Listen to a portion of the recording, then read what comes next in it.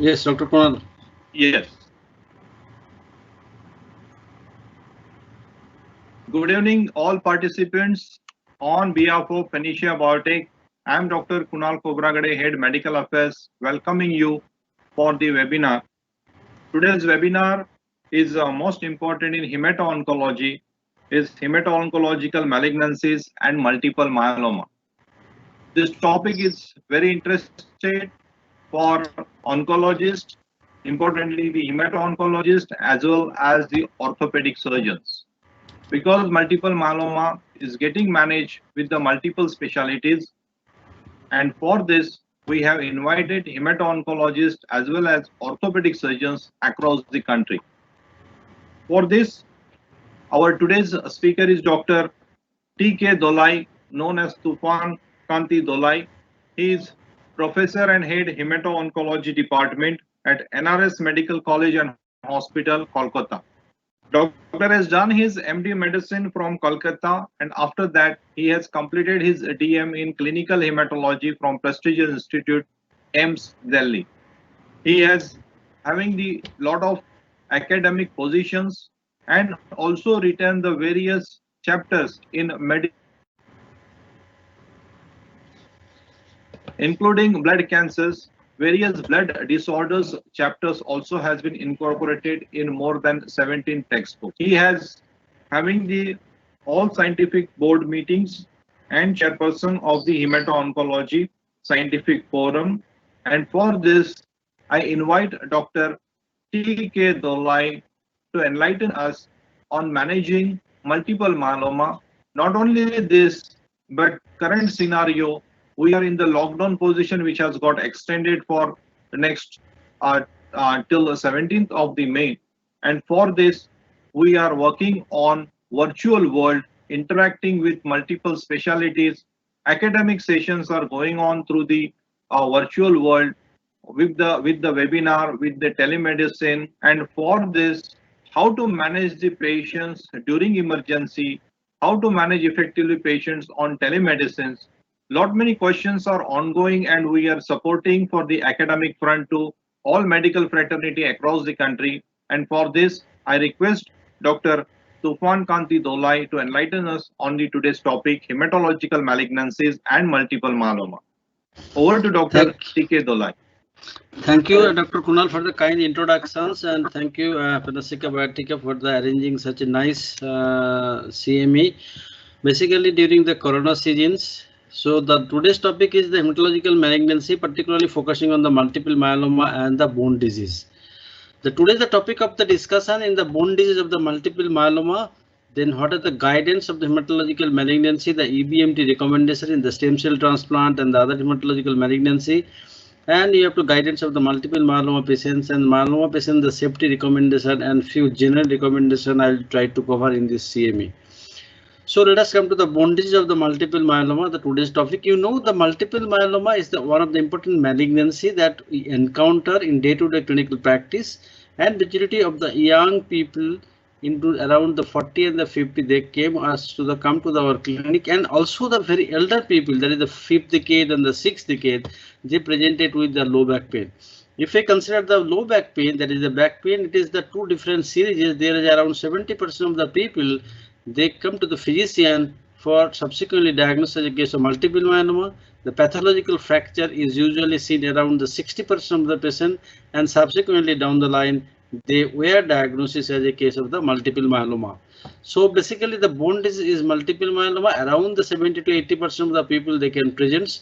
It is basically the disrupted the osteocytic and the osteoclast and the osteoblast axis, and there will the bone construction decreases and bone resorption is become increases and leading to the osteolytic problem. This is the main pathogenesis of the multiple myeloma. So the people presented with the vertebral fractures like the collapse and the compressions, they can present it with the fractures of the long bone. They can have features of the osteopenia, they can have features of the osteoporosis and also the hypercalcemia, and sometimes the plasmacytoma. They can give rise to the spinal cord compression, and they can present it with the features of the paraplegia. Basically, the pathogenesis of the bone disease of the multiple myeloma is dependent on the important protein that is called the rankel protein. And this is the rankel is basically from this the bone marrow stromal cell, the bone marrow micro environment is there, and along with there is the osteocyte and the osteoclast activity is there. This the rankel is basically the stimulate the osteoclastic precursors, and they ultimately stimulate the osteoclastic precursors. In the down the line, they will inhibiting the osteoblastic activity. That's why in case of this, the rankel mediated the bone pathogenesis, that there is osteolytic lesion due to the more osteoclastic activity, and there will be the less osteoblastic activity. And this increasing osteoclast activity, the rank and the rankel signaling pathway, the activin A pathway that becomes involved, and the osteoblast formation is impaired because of the DKK protein, and the skeleton protein has become impaired in patient with the multiple myeloma.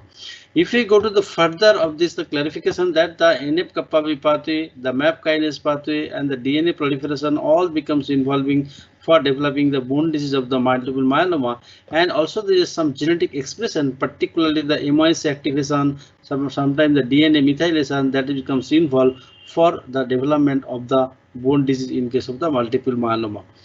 To identify the bone disease of the multiple myeloma, we have several tools for that.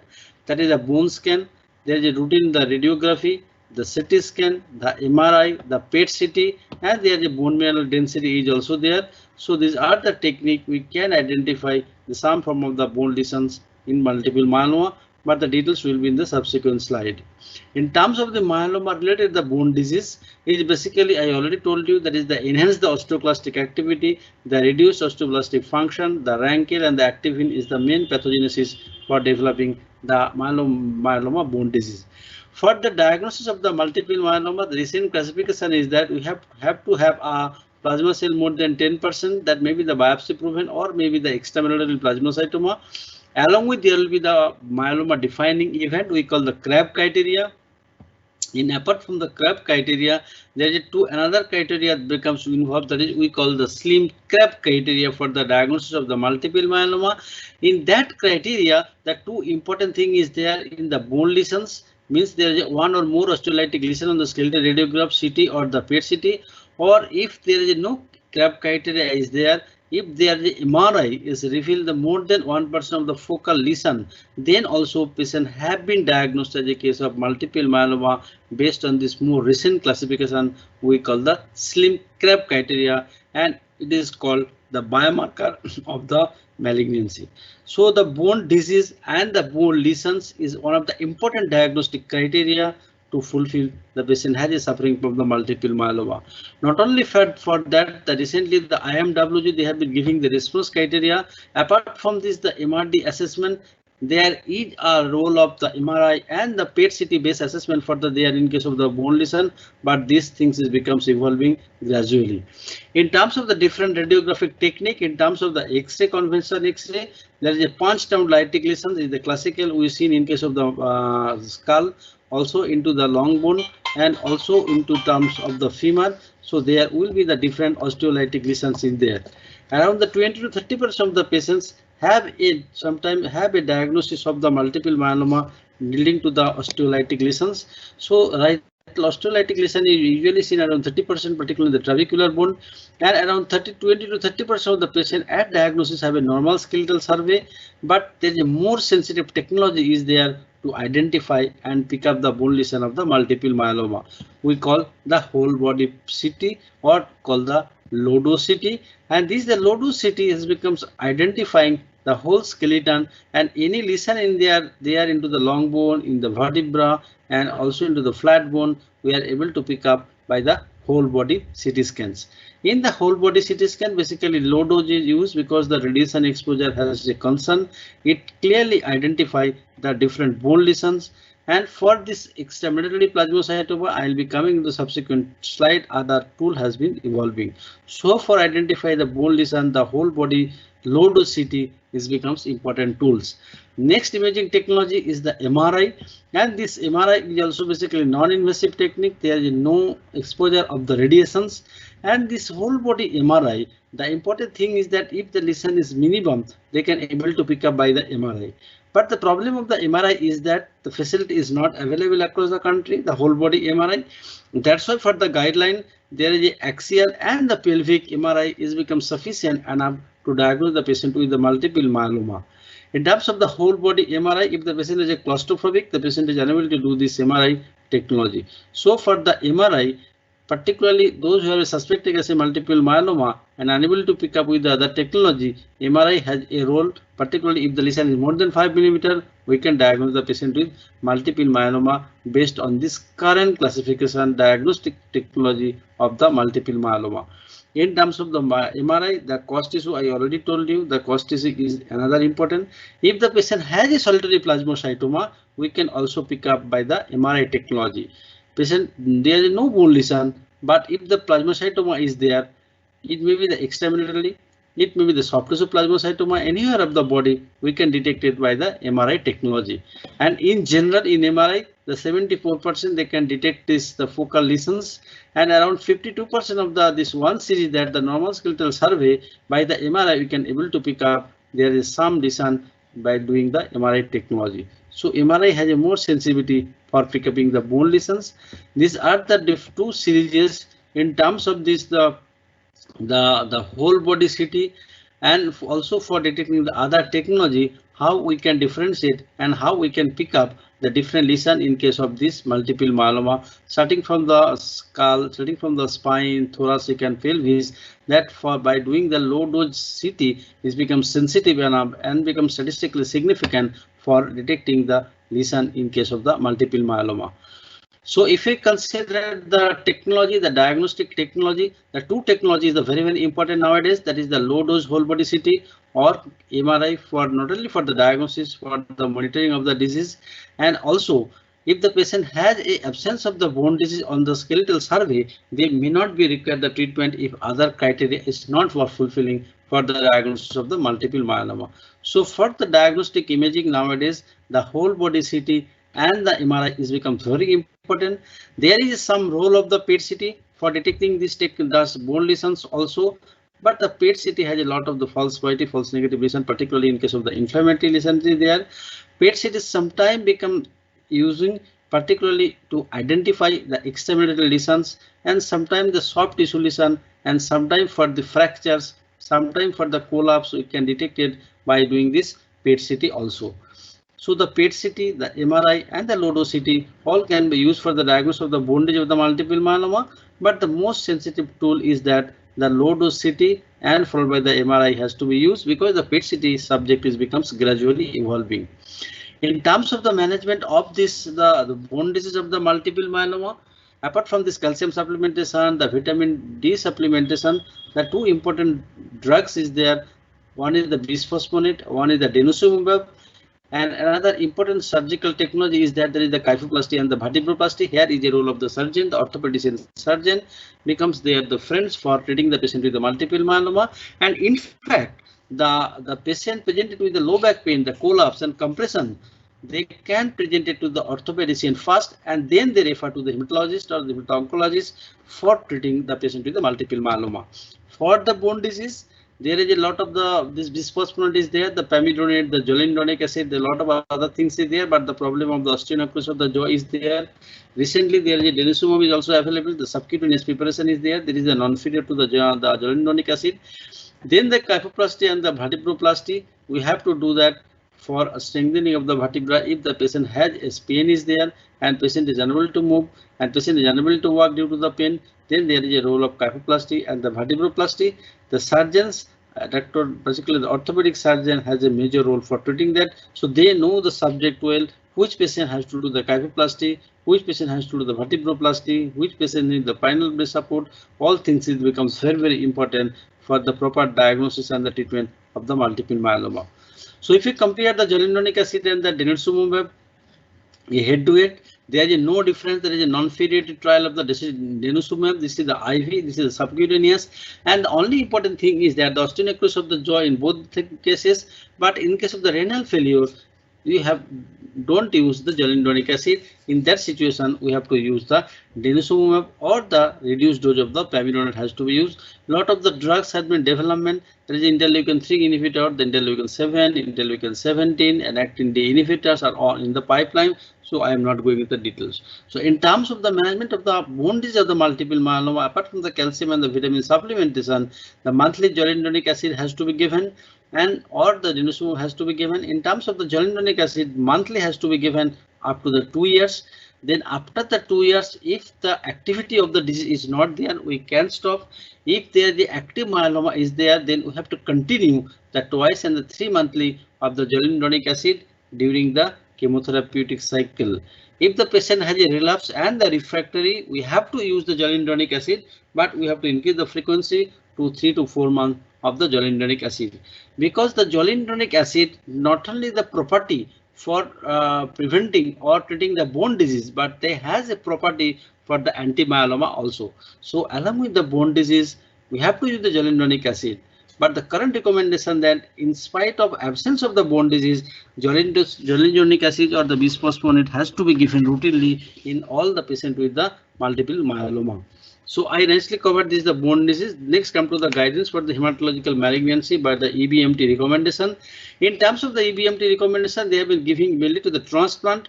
In terms of the transplant, the important thing is that we have to restrict the visit to the transplant for those patients those staff has a respiratory symptoms. They are asked to stay in the home, and we have to follow the national and the local guideline, because we have to prevent the community transmission. And another important thing is that we have to take precautions for the any procedure during this in the COVID situation.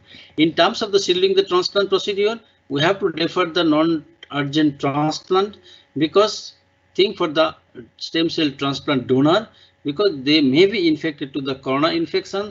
And another important thing is that if this infection is there, then we have to collect the stem cell and then we have to infuse to the patient, so there is a chance of infection is there. So you have to be cautious in that scenario. And another important thing is that before starting the conditioning, our stem cell will be cryopreserved and would be there in the hospital premises, that we can use immediately after the conditioning regimen. These things is because very important, because in the COVID situation, the transport facility, the air and train and all the things become cancelled. That's why the cryopreserved things has to be there within the premises where the transplant is going on. In terms of the donor, the following guideline has been given by the CBMT, that donor of the COVID-19 should not donate the stem cell. They're not known when they have been subsequently cleared from the donate. Usually in 3 months becomes defer in general. Donor of the close relative also should not donate for the 28 days, and we have to monitor the COVID regularly. If the patient has a urgency, then we have to think for the alternative things, and we have to also provide the good hygiene, crowded places to be avoided, and other things logistic is to be offered to the patients. And important thing is that those patients have been waiting from the CAR T-cell therapy and also for the transplant. If there is a contact, then there is a 14 days the quarantine period has to be there. And in terms of this, the CAR T-cell therapy, usually try to avoid it, because the CAR T-cell therapy has a cytokine release syndrome, this leading to the catastrophic syndrome that involving the mainly lung. So it will be very difficult to differentiate between the cytokine release syndrome due to the CAR T-cell therapy or due to the COVID infection. It becomes very uncertain. So that's why we have to postponing all the things. So we have to be properly advised to the patient that the preventive measures of the COVID, particularly the hand hygiene, the cough etiquette, the PP and all these things, that is the traveling absolutely through the private car. And also by the diagnostic, we have to do the PCR technology for diagnosis of the COVID infections. All the things should be there. If the patient has suffering from any lung disease on the lung lesion, then the bronchoalveolar lavage and the other imaging technology will help us for the early detection of the COVID patient in terms of the transplant setting. Those patients has a mild respiratory tract infections.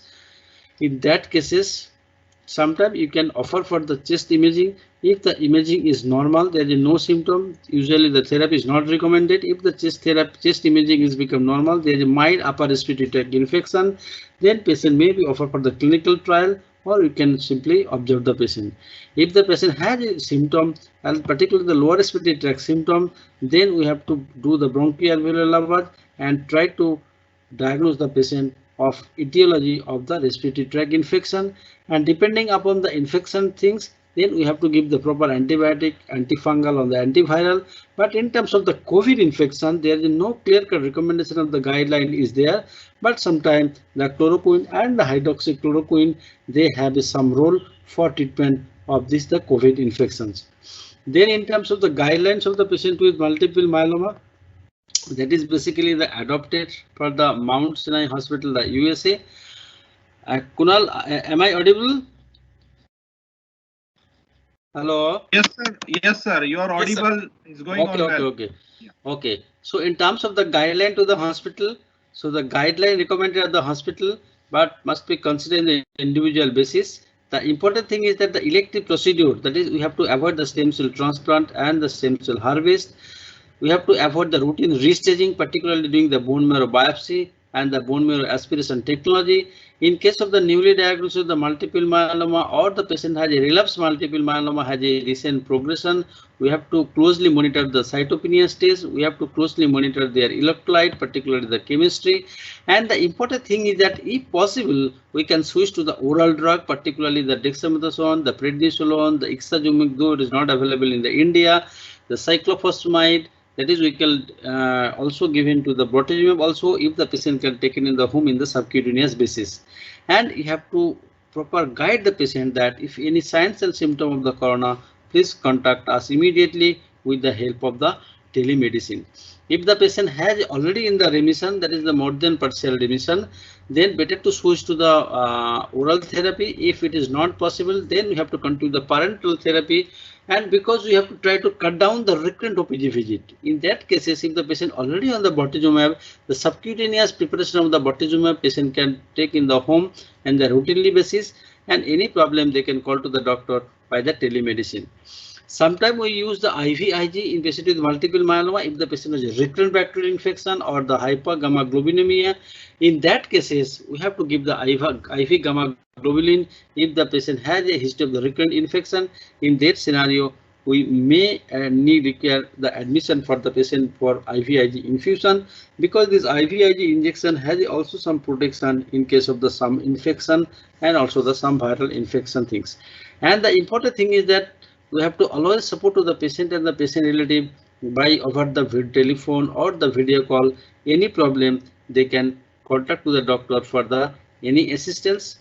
And another important thing is that the woman who record the image, particularly in case of the childbearing test, that is the pregnancy test, becomes important, then has to be done. And another thing is that in terms of the oral dexamethasone, that because the dexamethasone is a potent immunosuppressive drugs, it sometimes unmasks the temperature. That's why the temperature things becomes very monitoring is important before prescribing the dexamethasone, because if the patient already has a fever, if we give dexamethasone, we can mask the fever. And sometimes if the patient has a coexisting the COVID-2 infection, then the symptoms may be flare and the disease activity may be more, and they can spread to the physician and the other neighbor things.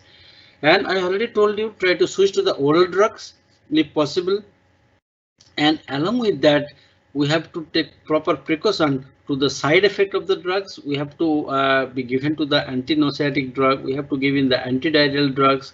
We have to give in the calcium, and we have to do the vitamin D also in the patient with the multiple myeloma regularly. And the important thing is that we have to try to reduce the hospital visit. Sometimes if it is not possible, then the OPD visit maybe becomes possible. But this OPD visit to the clinic, try to encourage with the private transportation, and if any problem, then they can call us with the telemedicine without coming to the clinic. Then in terms of this, the coronavirus infection and multiple myeloma patient safety recommendation, this is another aspect, particularly in the multiple myeloma patient, because sometimes as there is a multiple myeloma patient, the immunity becomes suppressed, that reduces the spread of the COVID infection because they masking the COVID infection due to the immunosuppression, but they can spread the disease because they are not symptomatic, they don't develop the typical symptom. So the risk of serious consequences of the infection is there in case of the multiple myeloma and also in the general people. You know, the older the age, there is more chance of the infection is there. If the patient has a comorbidity, particularly the diabetes, the lung disease, the kidney disease, the cardiovascular disease, and also the other immunocompromised situations that can give rise to the problem of the COVID infection, and also the mortalities become very high. In terms of the transplant, the autologous stem cell transplant, there is a risk, particularly in case of the engraftment and the engraftment syndrome. There is the problem of the recovery phase because we have to give in the regular blood support therapy and we have to give the different antibiotic therapy. So better try to avoid the transplant, particularly the autologous stem cell transplant in multiple myeloma patient during that time. If all the logistic facility are available and if the patient and patient relative is staying nearby hospital, then the things can be possible, but proper counseling and the consenting to the patient and the patient relative is becomes very important. The other aspect of the multiple myeloma treatment is that because sometimes the few drug is there, they are the oral drug, they have some anti-inflammatory and antiviral property is there. We can encourage the patient to taking the drug, particularly the oral proteasome inhibitor, that is called the ixazomib, the selinexor. They have some antiviral property. We can use it, though it is not available in India. It is in the trial phase, but this oral drug has an antiviral property. If the patient already on the trial, they can continue the drugs. There is no need for the stopping of the drug because these are the good for the patient during this COVID situation. Another important thing is that in terms of the multiple myeloma agents, we have to monitor closely to the blood count because the drugs we have been given to the multiple myeloma, the double therapy, the triplet therapy, sometimes the quadruple therapy, there is a chance of reducing the blood count. So we have to monitor the count regularly and to diagnose the febrile neutropenia early, and we can treat the patient early, and we can give the IV antibiotic, we can do the antifungal, and with the admission to the patient in the hospital in the early basis.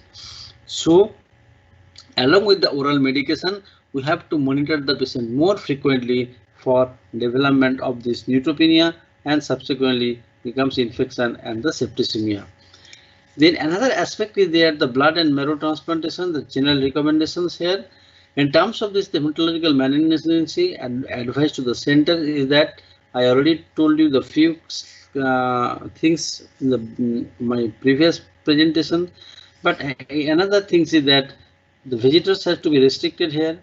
The respiratory symptom I already told you, and important thing is that the high transmission has to be avoided. These things is to be avoided to the patients, and I already told you the seedling transplant has to be avoided in case of the this is applicable for the hair also. The donor and the other logistic as issue should be taken care of that. In terms of the viral transmission from the donor to the recipient, though it is not reported, but it can happen. Donors who have been diagnosed as a COVID infection should not donate. Donors who have a close contact with the someone diagnosed should not donate by at least the 28 days. And donor who has a history of the travel, the close contact to the someone, and there is a high risk areas, they should not donate within 28 days. And the donor should practice the good hygienic measure. Particularly, they should avoid the crowded places. They have to avoid the local gathering. They have to use the hand hygiene, and they all the respiratory etiquette. They have to be applied at least for the 28 days. In terms of this, the CAR T-cell therapy, particularly the patient advice for the CAR T-cell therapy waiting for the transplant, because the self-isolation at the home for the 14 days for the starting of the conditioning is the no crucial in the clinical visit to be avoided. But the receipt testing of the COVID is becomes very important. If the patient is negative, then only we can proceed for the conditioning. If the test is becomes positive for the COVID, then patient has a low risk disease, then the postpone the transplant for the CAR T-cell therapy for at least the 3 months. In terms of the high risk disease, due to the high risk of the underlying disease, the transplant should be deferred until it's asymptomatic or there is 2 repeated the PCR become negative at least the 1 week apart. In terms of the transplant procedure, the peripheral blood stem cell mobilizations, the bone marrow harvest, the conditioning therapy, all things should be postponed at least for the 14 to 20 days. If the patient has a close contact with the COVID person, person should be monitored with the PCR for developing of the COVID infection. If the patient has a negative, then we can undertake the procedure for the stem cell transplant. In terms of the advice to the patient who have been recently becomes receive ACT and the CAR T cell therapy, in that group of the patients, we have to be give proper education to the patient for infection acquisition of the infections, because sometimes this patient may quickly catch the infection and may becomes landed up to the problem. So in that group of the patients, we have to provide the proper preventive measure, we have to educate, we have to teach them the proper education measure. And I already told you the travel thing has to be adequately explained. The diagnostic testing procedures for the high risk disease has to be minimized. And the important thing is that if the patient has a problem, then you have to do the immediate the chest X-ray, and you have to maintain, we have to check the saturation also. If the patient has a chest X-ray abnormality is there, patient has a respiratory tract infection is there, then bronchoalveolar lavage has to be collected immediately, then has to be sent to the laboratory. So by these things, I'll thank you for joining in this the webinar. And basically, in the first part, we tried to cover the bone disease of the multiple myeloma, and subsequently the general etiquette of the COVID infection, and followed by the multiple myeloma related precautions and the care has to be taken each and every patient of the multiple myeloma. And by these things, thank you very much for listening. Dr. Kunal. Yeah.